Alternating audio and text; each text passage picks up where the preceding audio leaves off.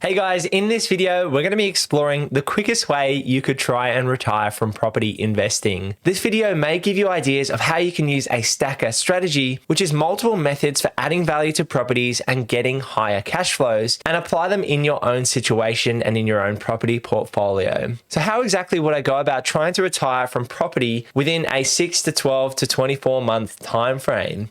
If you've already saved a deposit between $100 to $150,000, then I think this is possible to do it in a quick time frame and allow yourself to go backpacking around the world, choose what you do for work, but it would take a lot of compromise and a bit of active management to actually use these stacker strategies all in one go. So let's dive in and take a look at how you could stack these strategies to retire from property in the quickest way possible. So there's no denying it, you can't really get into property investing without saving a deposit. So it would take you a couple of years to save anywhere between 100 to 150K depending on your income. Now, once you've got your deposit saved, how would you try and get yourself quick cash flow? So the 5 strategies you'd look to use would be a granny flat, subdivision, room rental, house hacking, and renovation all in one go to try and maximize your value add and maximize your cash flow.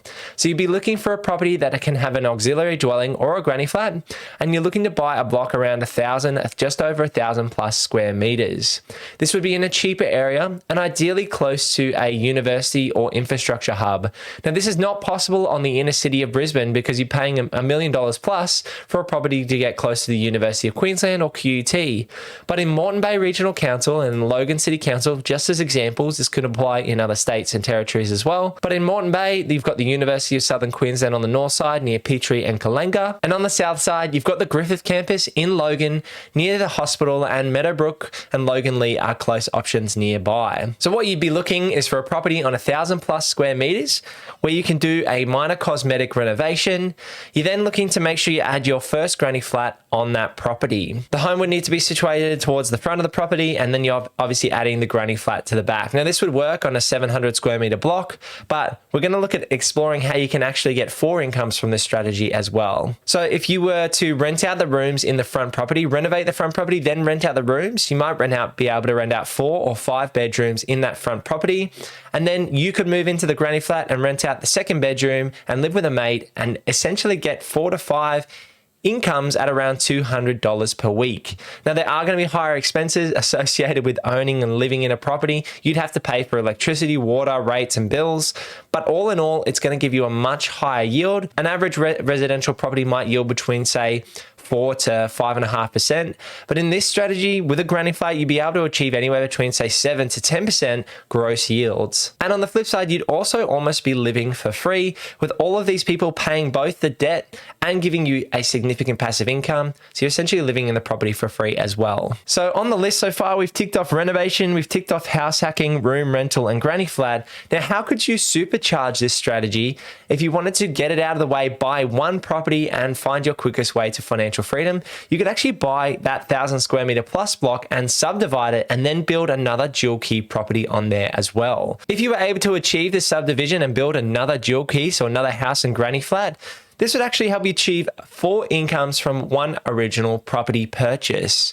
On 4 incomes, you could be achieving 6 figures of cash flow, because you're going to be getting rental of around $700 per week on the low side, up to $1,000 per week for each of those dual occupancies. Just for rough numbers, say you were getting $1,000 a week total combined for each of the properties, that would put you at $2,000 a week by 52 weeks, is roughly around that $100,000 passive income, assuming you have no debt.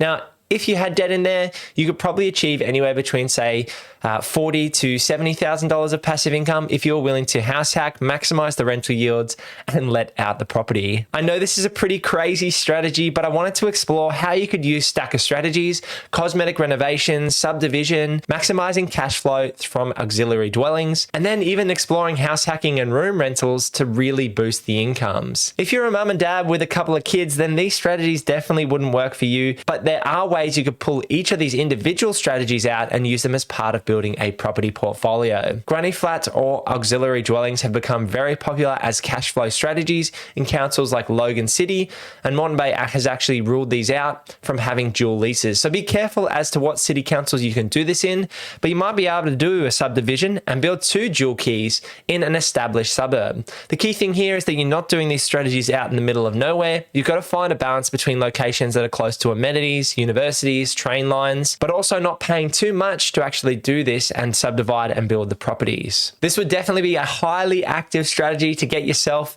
financially free in the shortest time frame possible, but I thought it was going to be a bit of fun to explore the idea and see how you could potentially fast track your wealth. For Emily and I, we've done these strategies at different points in time, but for us, we've started with capital growth to build our net worth and to build our base. We then refinanced, pulled out equity, and now we're shifting to cash flow opportunities. Essentially, we bought properties up front, manufactured value through those cosmetic renovations. We recently bought the house and 3 units in Coffs Harbour, which is a strong yielding and cash flow property. And our next purchase is going to again be a cosmetic renovation, probably with this granny flat potential or subdivision potential. We want to look to boost our yields given the higher interest rates we're expecting in the Australian property market. So moving towards those cash flow opportunities makes sense for us at this point in time. Depending on where you are in your property investing journey, you're going to need different things, whether it's growth, cash flow, or a mix. So if you're looking for a Brisbane buyer's agent, head over to purposeproperty.com.au. We can have a free chat, there's no obligations, and see if we can help you buy in the Brisbane market. We look 30 kilometres north, 30 kilometres south, and on Brisbane's Baysides, and we're specialists. We just buy in Brisbane, we know the market well, so come over and have a chat with us if you're looking to buy in Brisbane. Otherwise, drop a like on this video, subscribe to the channel down below, and click this video over here for more things real estate, renovating, and financial freedom. I'll see you in the next one. Peace.